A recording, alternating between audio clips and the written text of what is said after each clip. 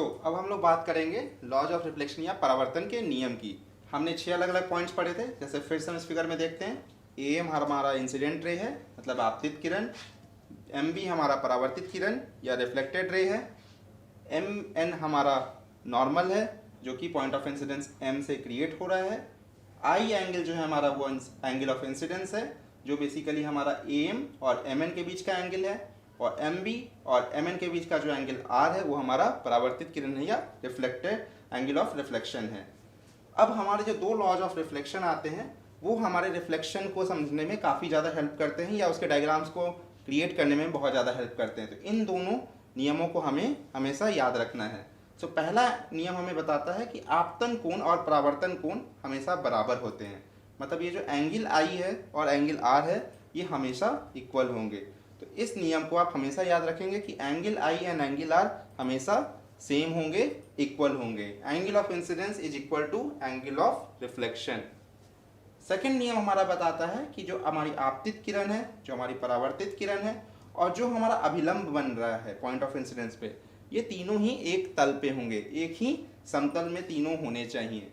आपतित किरण दर्पण के आपतन बिंदु पर अभिलंब तथा परावर्तित किरण सभी एक ही तल में होते हैं, या the incident ray, the normal to the point of incidence and reflected ray all lie in the same plane.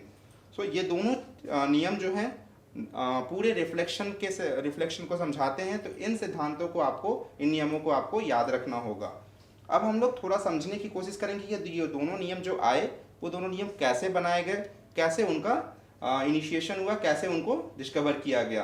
तो हम अगले पार्ट में हम लोग इन दोनों पार्ट्स को समझेंगे कि ये दोनों नियम कैसे काम करते हैं, या I = R क्यों है और ये तीनों लाइंस एक ही तल में क्यों होती हैं और इसका कहाँ यूज आता है।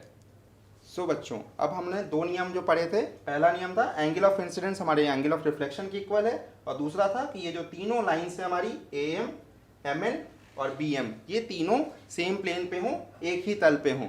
और साइंस की सबसे अच्छी खूबसूरती क्या है कि साइंस में हर चीज़ में आप सवाल पूछ सकते हैं। अगर आप पूछें कि angle of incidence angle of reflection के इक्वल क्यों होता है, तो ये एक बहुत जेन्युइन क्वेश्चन आता है। तो जैसे हम आगे पढ़ेंगे इसके बारे में भी समझते हैं ग्रेजुएशन वगैरह में, बट हम लोग दोबारा से यहाँ पर एक छोटा सा हिंट लेने की कोशिश करेंगे कि ऐसा हो रहा है तो क्यों हो रहा है। तो पहला लाइट के बारे में हमने क्या पढ़ा था कि वो रेक्टिलिनियर प्रोपेगेशन को फॉलो करता है, मतलब सीधी रेखा में जाता है। और साथ ही साथ लाइट की एक और प्रॉपर्टी है कि अगर लाइट यहाँ से आ रही है और इधर जा रही है, तो अगर दूसरे साइड से लाइट को भेजा जाए, मतलब अगर लाइट को यहाँ से भेजें तो इसी दिशा में जानी चाहिए। तो लाइट हमेशा अपने पाथ को, जिस पाथ से आती है उसी पाथ पर वापस भी जानी चाहिए अगर सोर्स को उल्टा किया जाए। तो इन दोनों प्रॉपर्टीज के कारण, जिसमें सोर्स और अगर हम उसको एक्सचेंज करें डेस्टिनेशन में, सोर्स और डेस्टिनेशन को अगर स्वैप किया जाए तो आपका लाइट सेम दिशा में मूव करना चाहिए। और इन दोनों सिद्धांतों को जब आप क्लब करेंगे, जब आप हिट एंड ट्रायल को सॉल्व करने की कोशिश करेंगे कि हमने I = R नहीं रखा, एक बार I से ज़्यादा R को रखा, एक बार R को कम रखा, तो जब आप सॉल्व करेंगे तो देखेंगे कि एक ही सिचुएशन है जहाँ पे ये चीज़ पॉसिबल है, ये दोनों नियम काम करें। वो पॉसिबिलिटी कहाँ पर है, जब हमारा I = R हो, जब हमारा एंगल I = एंगल R हो, मतलब हमारी जो एंगल ऑफ इंसिडेंस है एंगल ऑफ रिफ्लेक्शन के इक्वल हो।